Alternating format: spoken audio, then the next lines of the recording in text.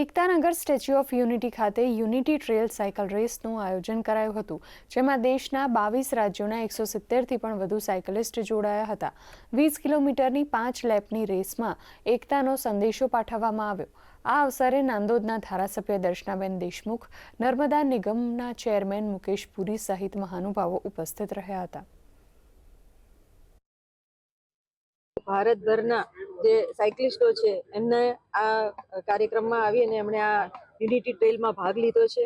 170 કરતાં વધારે સાયકલિસ્ટોએ આમાં ભાગ લીધો છે। ભાઈઓ માટે 100 કિલોમીટરની મર્યાદા છે અને બહેનો માટે 60 કિલોમીટરની। અને આ કાર્યક્રમમાં જ્યારે દેશભરમાંથી લોકો આવી રહ્યા છે ત્યારે ખૂબ જ ઉત્સાહભેર અહીંના સર્વે લોકો પણ આ સાયક્લોથોનને જોવા માટે જોડાયા છે।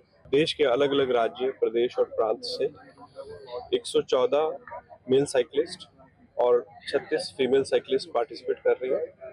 इसका आयोजन गुजरात प्रवासन विभाग और स्पोर्ट्स विभाग के संयुक्त उपक्रम से किया गया है और इसमें हम आभारी हैं कि साइकिलिंग फेडरेशन ऑफ इंडिया ने इसे एक कैलेंडर इवेंट बनाया है और उनके आयोजन से इस कार्यक्रम को किया गया है।